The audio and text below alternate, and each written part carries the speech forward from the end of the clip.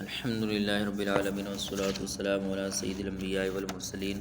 اما بعد فاعوذ باللہ من الشیطان الرجیم بسم اللہ الرحمن الرحیم علیہ الصلاة والسلام علیک یا رسول اللہ وعلی آلک واصحابک یا حبیب اللہ الصلاة والسلام علیک یا نبی اللہ وعلی آلک واصحابک یا نور اللہ نویت سنت الاعتکاف۔ پیارے آقا صلی اللہ تعالیٰ علیہ وسلم نے ارشاد فرمایا، جو شخص مجھ پر بروز جمعہ 80 مرتبہ درود پاک پڑھتا ہے، اللہ تبارک و تعالیٰ اس کے 80 سال کے گناہوں کو معاف فرما دیتا ہے۔ صلو علی الحبیب صلی اللہ تعالیٰ علی محمد صلی اللہ تعالیٰ علیہ وسلم۔ بسم اللہ الرحمن الرحیم۔ اذ تسعدون ولا تلوون على احد والرسول يدعوكم في اخراكم فاصابكم غما بغم لكي لا تحزنوا على ما فاتكم ولا ما اصابكم والله خبير بما تعملون۔ ترجمہ کنز عرفان۔ جب تم منہ اٹھائے چلے جا رہے تھے اور کسی کو پیچھے مڑ کر بھی نہ دیکھتے تھے اور تمہارے پیچھے رہ جانے والی دوسری جماعت میں ہمارے رسول تمہیں پکار رہے تھے، تو اللہ نے تمہیں غم کے بدلے غم دیا اور معافی اس لیے سنا دی تاکہ جو تمہارے ہاتھ سے نکل گیا نہ تو تم اس پر غم کرو اور نہ ہی اس تکلیف پر جو تمہیں پہنچی ہے، اور اللہ تمہارے اعمال سے خبردار ہے۔ فَأَصَابَكُمْ غَمًّا بِغَمٍّ، تو اللہ نے تمہیں غم کے بدلے غم دیا۔ جنگ احد میں جب کفار پیچھے سے آ پڑے تو مسلمان گھبرا کر بھاگ پڑے، مگر سرکار دو عالم صلی اللہ علیہ وسلم اور کچھ صحابہ کرام علیہم رضوان اپنی جگہ سے نہ ہٹے اور ثابت قدم رہے۔ ثابت قدم رہنے والے جماعت سے دوسری جماعت کو آوازیں دی جا رہی تھیں کہ اللہ عز و جل کے بندو ادھر آؤ، مگر گھبراہٹ اور شور میں یہ لوگ نہ سن سکے۔ اس آیت میں اسی کا ذکر ہے اور اسی کے حوالے سے فرمایا جا رہا ہے کہ اے مسلمانوں، یاد کرو جب تم افراتفری میں منہ اٹھائے چلے جا رہے تھے اور کسی کو پیچھے مڑ کر بھی نہ دیکھتے تھے، اور تمہارے پیچھے ثابت قدم رہ جانے والی دوسری جماعت میں ہمارے رسول تمہیں پکار رہے تھے لیکن تم سن ہی نہ رہے تھے۔ تو اللہ عز و جل نے تمہیں غم دیا اس لیے کہ تم نے اس کے حبیب صلی اللہ علیہ وسلم کی بات نہ مان کر انہیں غم پہنچایا تھا، لیکن اس کے ساتھ ساتھ تمہیں معافی کی بشارت بھی سنا دی تاکہ راہ خدا میں اخلاص کے ساتھ کوشش کرنے کے باوجود جو مال غنیمت تمہارے ہاتھ سے نکل گیا تم اس پر غم نہ کرو، اور چونکہ تمہارے بہت سے ساتھی اس جنگ میں شہید ہوئے اور تمہیں بھی بہت سے رنج آئے، بہت سے زخم آئے، تو اللہ تعالیٰ کے معافی کا اعلان کر دینے کی وجہ سے تمہارے دلوں پر مرہم ہو جائے۔ اس آیت مبارکہ سے معلوم ہوا کہ اللہ تعالیٰ کو حضور صلی اللہ علیہ وسلم کی رضا اور خوشی کس قدر عزیز ہے کہ صحابہ کرام علیہ رضوان کی وجہ سے حضور اقدس صلی اللہ علیہ وسلم کو صدمہ ہوا تو اللہ تعالیٰ نے انہیں بھی اس صدمے میں مبتلا کیا، اور پھر صحابہ کرام علیہ رضوان کی جان نثاری اور اخلاص کی بھی کتنی قدر فرمائی کہ چونکہ ان کی خطا بری نیت سے نہ تھی بلکہ اجتہادی طور پر وہاں خطا کی، تو اللہ تعالیٰ نے ان کی دلجوئی کے لیے ان کی معافی کا بھی اعلان فرما دیا۔ ثم انزل عليكم من بعد الغم امنة نعاسا يغشى طائفة منكم وطائفة قد اهمتهم انفسهم يظنون بالله غير الحق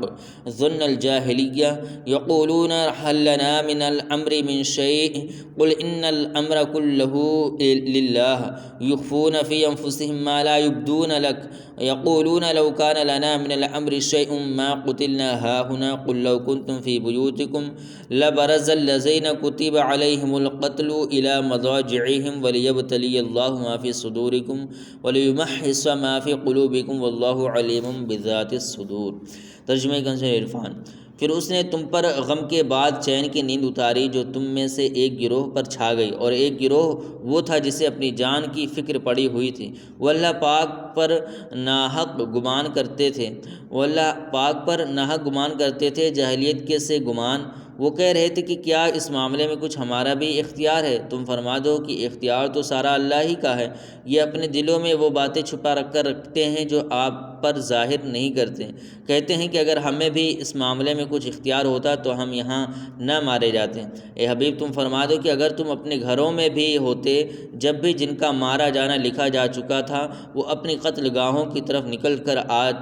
کر آ جاتے ہیں، اور اس لیے ہوا کہ اللہ تمہارے دلوں کی بات آزمائے اور جو کچھ تمہارے دلوں میں پوشیدہ ہے اسے کھول کر رکھ دے، اور اللہ دلوں کی بات جانتا ہے۔ ثم انزل علیکم من بعد الغم امنة نعاسا، پھر اس نے تم پر غم کے بعد چین کی نیند اتاری۔ غزوہ احد میں تکالیف اٹھانے کے بعد اللہ تعالیٰ کی طرف سے اللہ تعالیٰ کی طرف سے مخلص مومنوں پر خاص کرم نوازی ہوئی وہ یہ کہ اللہ تعالیٰ نے ان کی پریشانی دور کرنے کے لیے ان پر غم کے بعد چین کی نیند اتاری جو صرف مخلص صحابہ کرام علیہم رضوان پر ہی اتری۔ اس کی برکت سے مسلمانوں کے دلوں میں جو رعب اور ہیبت طاری تھا وہ ختم ہو گیا اور مسلمان سکون و اطمینان کی کیفیت میں آ گئے۔ حضرت ابو طلحہ رضی اللہ تعالیٰ عنہ فرماتے ہیں کہ روز احد نیند ہم پر چھا گئی، ہم میدان میں تھے، تلوار میرے ہاتھ سے چھوٹ جاتی تھی، پھر اٹھاتا تھا، پھر چھوٹ جاتی تھی۔ دوسری طرف منافقوں کا گروہ تھا جنہیں صرف اپنی جان کی فکر پڑی ہوئی تھی، وہ اللہ تعالیٰ پر معاذ اللہ بدگمانیاں کر رہے تھے کہ اللہ تعالیٰ حضور صلی اللہ علیہ وسلم کی مدد نہ فرمائے گا، یا یہ کہ حضور صلی اللہ علیہ وسلم شہید ہو گئے، لہٰذا اب آپ صلی اللہ علیہ وسلم کا دین باقی نہ رہے گا۔ یہ صرف جاہلیت کے گمان تھے۔ پھر منافقین کے بارے میں فرمایا کہ یہ اپنے دلوں میں اپنا کفر، اللہ تعالیٰ کے وعدوں پر بھروسہ نہ ہونا اور جہاد میں مسلمانوں کے ساتھ آنے پر افسوس کرنا چھپائے ہوئے ہیں۔ ان کے دلوں میں یہ بات بیٹھی ہوئی ہے کہ حضور صلی اللہ علیہ وسلم کے وعدے معاذ اللہ سچے نہیں ہیں، لیکن یہ باتیں مسلمانوں کے سامنے ظاہر نہیں کر سکتے۔ یہ کہتے ہیں کہ اگر ہماری بھی کچھ چلتی ہوتی اور جنگ احد کے بارے میں ہمارا مشورہ مان لیا جاتا تو ہم یہاں نہ مارے جاتے ہیں۔ اللہ تعالیٰ نے ان کی بدگمانیوں اور بدکلامیوں کے رد میں فرمایا کہ اے حبیب صلی اللہ تعالیٰ علیہ وسلم تم فرما دو کہ اگر تم اپنے گھروں میں بھی ہوتے جب بھی جن کا مارا جانا تقدیر میں لکھا جا چکا تھا وہ اپنی قتل گاہوں کی طرف نکل کر آ جاتے، کیونکہ جیسے موت کا وقت مقرر ہے ایسے ہی موت کی جگہ بھی متعین ہے، جس سے جہاں مرنا ہے جیسے مرنا ہے وہاں ویسے ہی مرے گا۔ گھروں میں بیٹھ رہنا کچھ کام نہیں آتا اور تقدیر کے سامنے ساری تدبیریں اور ہیلے بیکار ہو جاتے ہیں۔ اس آیت کے آخر میں اللہ تعالیٰ نے غزوہ احد میں پیش آنے والے واقعات کی حکمت بیان فرمائی ہے کہ غزوہ احد میں جو کچھ ہوا وہ اس لیے ہوا کہ اللہ عز و جل تمہارے دلوں کے اخلاص و منافقت آزمائے اور جو کچھ تمہارے دلوں میں پوشیدہ ہے